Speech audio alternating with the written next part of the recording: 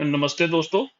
आज हम बात करेंगे आईएसआई मार्किंग की कि आईएसआई मार्किंग क्या होती है, ये हमें कैसे मिलती है, आईएसआई मार्किंग लेने के क्या बेनिफिट हैं और आईएसआई मार्किंग लेने के लिए हमें क्या करना पड़ेगा। जैसे कि आपकी स्क्रीन के सामने एक आईएसआई मार्किंग का लोगो है जिसके ऊपर लिखा है IS 17862008 और नीचे लिखा हुआ है CM/L-378047 तो इसका मतलब है कि ये आईएसआई मार्किंग जो है एक स्टैंडर्ड पे दी हुई है जिसका नाम IS 1786 है। ये स्ट्रक्चर स्टील का है और जिस कंपनी को ये इशू हुई है उसका लाइसेंस नंबर जो CM/L-378047 है।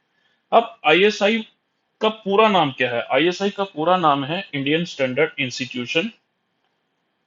और इंडियन स्टैंडर्ड इंस्टीट्यूशन हमारे लिए इंपॉर्टेंट क्यों है?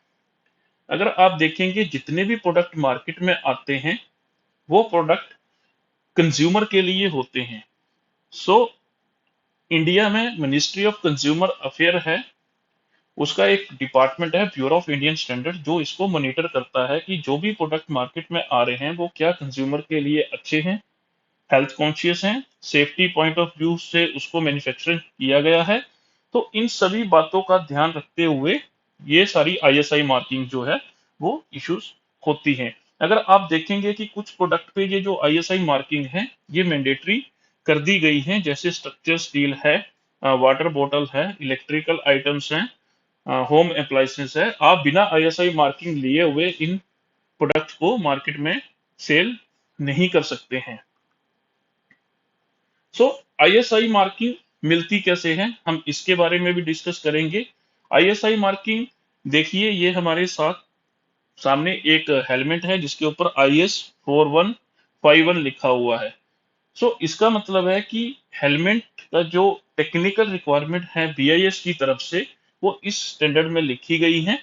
अगर ये हेलमेट उन सभी टेक्निकल रिक्वायरमेंट्स को पूरा करता है उसके बाद ही ये हेलमेट को जो है आईएसआई मार्किंग मिलेगी। सिमिलरली एक इलेक्ट्रिकल रोड है जिसका IS 368 है। जो रोड में टेक्निकल रिक्वायरमेंट्स हैं सेफ्टी पॉइंट ऑफ व्यू से जो इस स्टैंडर्ड में लिखी गई हैं, अगर ये रोड बनाने वाली कंपनी इसको मीट करती है तभी ये आईएसआई मार्किंग जो है इस कंपनी को मिलेगी। अ, जैसे कि आपके सामने वाटर बोतल है, वाटर बोतल का जो IS है 14543 है। इसमें जो भी टेक्निकल रिक्वायरमेंट्स हैं उसको मीट करेगी पानी बनाने वाली कंपनी, पैकिंग करने वाली, तो उनको ये आईएसआई मिलेगा। एक वाटर बोतल को आईएसआई लेने के लिए वाटर के 61 टेस्ट होते हैं और इनके टेस्ट कौन करता है? ब्यूरो ऑफ इंडियन स्टैंडर्ड ने डिफरेंट डिफरेंट प्रोडक्ट्स पे डिफरेंट डिफरेंट लेबोरेटरीज को अप्रूव किया हुआ है। वो जो लेबोरेटरीज हैं इनकी प्रोडक्ट टेस्टिंग करती हैं, अगर उनकी टेक्निकल रिक्वायरमेंट्स को प्रोडक्ट मीट करता है उसके बाद ही आईएसआई जो है वो मिलता है। अब ये हर प्रोडक्ट के ऊपर आईएस नंबर लिखा हुआ है, इसका क्या मतलब है? आईएस का मतलब है इंडियन स्टैंडर्ड। इंडियन स्टैंडर्ड में हर प्रोडक्ट की टेक्निकल रिक्वायरमेंट्स को लिखा गया है। तो इंडियन स्टैंडर्ड कैसे होते हैं, आपको कहाँ से मिल सकते हैं, आज हम उसके बारे में भी डिस्कस करेंगे। इंडियन स्टैंडर्ड कुछ स्टैंडर्ड तो गूगल पे भी अवेलेबल हैं और कुछ स्टैंडर्ड जो हैं वो BIS ऑफिस, जो सेल्स ऑफिस है वहां से परचेज हो सकते हैं। ये ऑनलाइन भी परचेज होते हैं। अब हम बात करेंगे इंडियन स्टैंडर्ड होता कैसे है और ये कैसे दिखते हैं। तो आज मैं बात करूंगा कि प्लायर पे अगर हमने आईएसआई मार्किंग लेनी है तो हमें क्या करना पड़ेगा। हमारे सामने राइट साइड में देखेंगे कि IS 3650 है। तो ये एक इंडियन स्टैंडर्ड है प्लायर का, कॉम्बिनेशन साइड कटिंग प्लायर का, उसका नंबर है। अब प्लायर में अगर आईएसआई लेना है तो इस स्टैंडर्ड में जितनी भी टेक्निकल रिक्वायरमेंट्स को लिखा है उसको मीट करना पड़ेगा। अगर उन टेक्निकल रिक्वायरमेंट्स से हम डेविएट होते हैं या उनको मीट नहीं करते हैं तो हमें आईएसआई जो मार्किंग है वो नहीं मिलती है।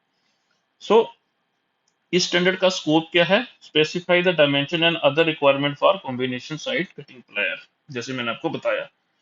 आप ये स्टैंडर्ड डाउनलोड कर सकते हैं। ब्रीफली इसके बारे में पढ़ सकते हैं। मैं कुछ इंपॉर्टेंट पॉइंट्स जो हैं इसके टेक्निकली उन पे बात करूंगा। जैसे हार्डनेस है प्लायर पे, तो आप देखेंगे कि नोज एंड बॉडी पे लिखी हुई है 36 to 52 एचआरसी मेंटेन करनी है। अगर कोई हार्डनेस जो है बॉडी पे 55 एचआरसी दे रहा है तो स्टैंडर्ड की स्पेसिफिकेशन से बाहर है और उसको आईएसआई मार्किंग जो है वो नहीं मिलेगी। सिमिलरली साइड कटिंग प्लायर पे 52 to 62 एचआरसी है। अगर इसके बीच में कोई हार्डनेस दे रहा है कटिंग एजेस पे, देन इट्स ओके। अगर इससे बाहर है तो वो स्ट्रेट वे रिजेक्ट हो जाएगा। अब ये स्टैंडर्ड एक दूसरे स्टैंडर्ड को भी रेफर करता है। जनरल रिक्वायरमेंट्स क्या हैं? मटेरियल की, मैन्युफैक्चरिंग की, वर्कमैनशिप की। तो उसके लिए IS 2615 1981 उसको ये रेफर कर रहा है, तो हम उसकी भी बात करेंगे। अब यहाँ पे आप अगर आप नेक्स्ट देखेंगे तो इंसुलेशन में, इंसुलेशन प्लायर की इंसुलेशन कितनी सेफ होगी, क्या टेस्टिंग रिक्वायरमेंट्स है, वो भी IS 2615 में दी गई है, तो हम उस पर भी बात करेंगे। तो एक प्लायर के नॉर्मली 9 टेस्ट होते हैं। 9 टेस्ट अगर वो 100% उसकी जो रिक्वायरमेंट्स हैं इस स्टैंडर्ड की उनको मीट करते हैं, तो उसके बाद उस प्लायर को जो है ISI मार्किंग मिलेगी। सिमिलरली क्या क्या टेस्ट हैं? कटिंग टेस्ट है, अ, उसके बाद ट्यूब ग्रिपिंग टेस्ट है, शॉक टेस्ट है, टॉर्शन टेस्ट है, हैंडल लोड टेस्ट है।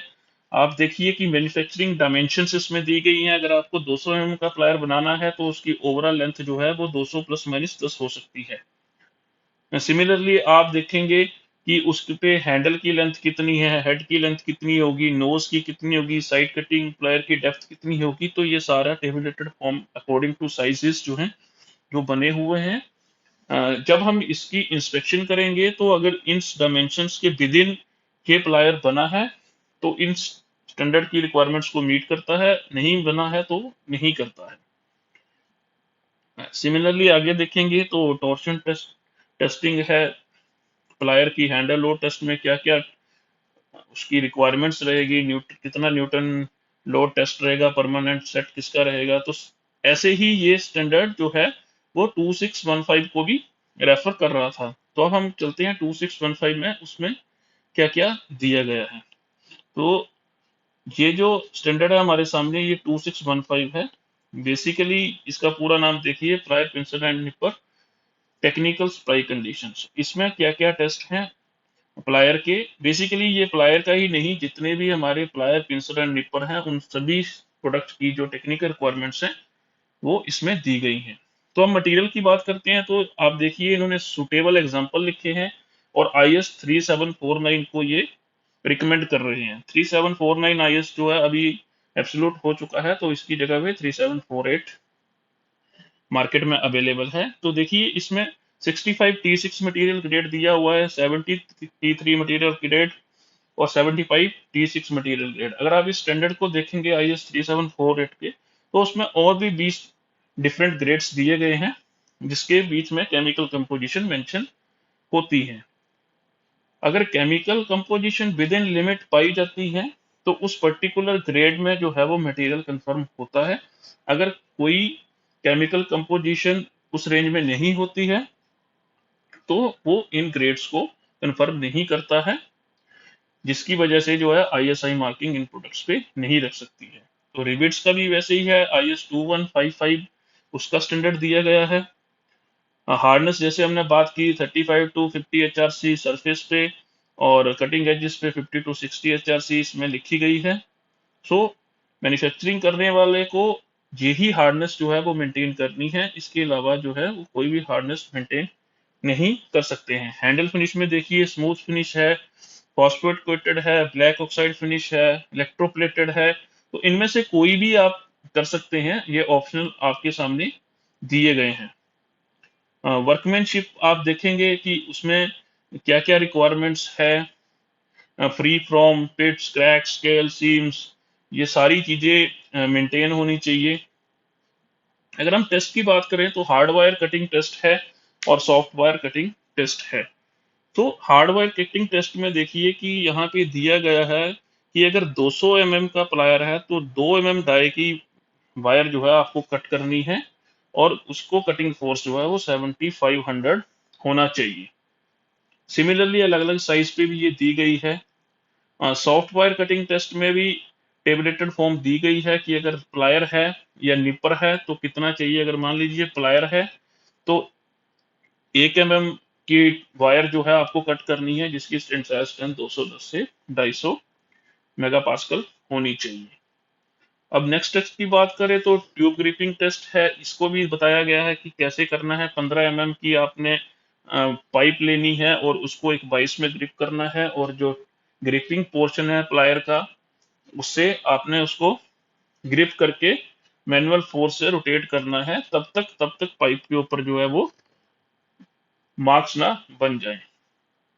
शॉक टेस्ट में आप देखेंगे कि उसमें रिक्वायरमेंट है कि आपने प्लायर को वर्टिकली जो है वो माइल्ड स्टील ब्लॉक पे हिट करना है नॉर्मल फोर्स से। उसमें कोई भी जो डैमेज है वो नहीं होना चाहिए। सिमिलरली टॉर्शन टेस्ट है, हैंडल लोड टेस्ट है। किस प्लायर को किस टेस्ट के अकॉर्डिंग कैसे ग्रिप करना है, उसके जो टेस्ट पीस है वो कितना प्लायर के अंदर इंसर्ट होना चाहिए, लोड जो है फोर्स वो कितनी डिस्टेंस पे दिया जाएगा। इस पे सारे जो सारा टेक्निकल रिक्वायरमेंट्स हैं टेस्टिंग की वो दी गई हैं। अब सबसे इंपॉर्टेंट इसमें है इंसुलेशन टेस्ट, क्योंकि हम इंसुलेशन से कभी भी किसी भी शॉर्ट वायर को उसको रीजॉइनिंग करने की कोशिश करते हैं, तो इंसुलेशन ऑफ प्लायर जो है वो सेफ होना चाहिए। अगर आप देखेंगे इसमें 250 वोल्ट एसी और 4000 वोल्ट डीसी का जो करंट है उसको पास करना है। 2 मिनट के लिए उसको होल्ड करके रखना है, और स्लीव में जो है वो कोई भी लीकेज ऑफ करंट जो है वो नहीं होनी चाहिए ड्यूरिंग टेस्ट। सो अगर ये रिक्वायरमेंट को मीट करता है तो इंसुलेशन जो है प्लायर की वो सेफ टू यूज है अप टू 400 वोल्ट तक। अब ये तो बात होगी कि टेक्निकल रिक्वायरमेंट्स क्या हैं प्लायर्स की। लेकिन अगर हमें अब आईएसआई मार्किंग लेनी है तो हमें क्या करना पड़ेगा। आईएसआई मार्किंग लेने के लिए हमें बीआईएस के पास जाना पड़ेगा। तो बीआईएस की जो प्रोसेस है वो दो डिफरेंट मेथड्स में बांटी गई है। एक तो नॉर्मल प्रोसेस है और एक सिंपलीफाइड प्रोसेस है। नॉर्मल प्रोसेस में क्या रहता है कि आप अपनी एप्लीकेशन बीआईएस को सबमिट करिए कि हमें इस प्रोडक्ट के ऊपर इस स्टैंडर्ड के अकॉर्डिंग जो है वो लाइसेंस चाहिए। तो बीआईएस अपने जो उनकी टीम है, इंस्पेक्टर्स हैं, वो आपके प्लांट में विजिट करेंगे, आपके डॉक्यूमेंटेशन चेक करेंगे, क्वालिटी कंट्रोल चेक करेंगे, मैन्युफैक्चरिंग प्रोसेसेस देखेंगे, क्या आपके पास फैसिलिटीज है आपकी कंपनी के अंदर मैन्युफैक्चरिंग की, उनको चेक करेंगे, और रेंडमली वहां पे आपकी कंपनी से कुछ जो सैंपल्स हैं वो विड्रॉ करेंगे। वो जो सैंपल्स हैं वो अपने साथ सील्ड कंडीशन में वहां से ले जाएंगे और उनको अपनी लैब में टेस्ट करेंगे इन स्टैंडर्ड्स के अकॉर्डिंग। इन स्टैंडर्ड के अकॉर्डिंग अगर उनको सब कुछ विद इन द लिमिट मिलता है तो आपके प्रोडक्ट को जो है वो आईएसआई मार्किंग मिल जाएगी। दूसरी प्रोसेस जैसे मैंने बताया कि सिंपलीफाइड प्रोसेस है। उसमें क्या है कि आपको जो अपना प्रोडक्ट है वो बीआईएस अप्रूव्ड लैब है उससे टेस्ट करवाना पड़ेगा। अगर विद इन द लिमिट वो प्रोडक्ट वहां पे टेस्ट में पाया जाता है तो आप वो एप्लीकेशन के साथ टेस्ट रिपोर्ट लगा सकते हैं और बीआईएस को सबमिट कर सकते हैं। जो टेस्ट रिपोर्ट है वो 30 दिन पुरानी होनी चाहिए जब आप बीआईएस को सबमिट करेंगे। विद इन 30 डेज में ही वो हमें वहां पे सबमिट करनी होती है। बीआईएस उसको रिपोर्ट को चेक करेगा। अगर उसके बाद उसमें कुछ गड़बड़ पाई जाती है तो वो आपके प्लांट में विजिट करते हैं। सिमिलरली अगेन सारा क्वालिटी कंट्रोल मैन्युफैक्चरिंग प्रोसेसेस ये सारी वहां से चेक करेंगे, और उसके बाद जो है वो आपको लाइसेंस बीएस से अप्रूव हो जाएगा। बीएसआई लाइसेंस की फीस अराउंड 25 से 30 हजार है पर ईयर ये मिलता है, और हर प्रोडक्ट पे आपको 20 पैसे से लेके 30 पैसे जो है वो चार्ज करते हैं, जहां जहां आपने उनके आईएसआई प्रोडक्ट पे जो मार्किंग को है यूज किया गया है। सो चाहे मैं बात कर रहा हूँ प्लायर की, चाहे वाटर बोतल हो, चाहे हेलमेट हो, चाहे कोई और प्रोडक्ट हो, सभी में बीएसआई बीआईएस मार्किंग लेने के लिए एक ही फॉर्मेलिटी है। हर प्रोडक्ट पे इंडियन स्टैंडर्ड जो है आईएसआई स्टैंडर्ड जो है वो पब्लिश्ड है, उसमें जो भी टेक्निकल रिक्वायरमेंट्स हैं हमें उसको मीट करना है। अगर हम उनको मीट करते हैं तो हमारे प्रोडक्ट पे जो है वो इजीली बीएसआई की मार्किंग जो है वो लग जाएगी। मुझे उम्मीद है कि जो भी हमने डिस्कस किया वो आपको आईएसआई मार्किंग लेने के लिए हेल्पफुल रहेगा। अगर आपको और कोई कमेंट है आईएसआई मार्किंग के लिए तो आप मुझे नीचे कमेंट बॉक्स में लिख सकते हैं। मैं कोशिश करूंगा कि उनका रिवर्ट करूं और उन पे न्यू वीडियो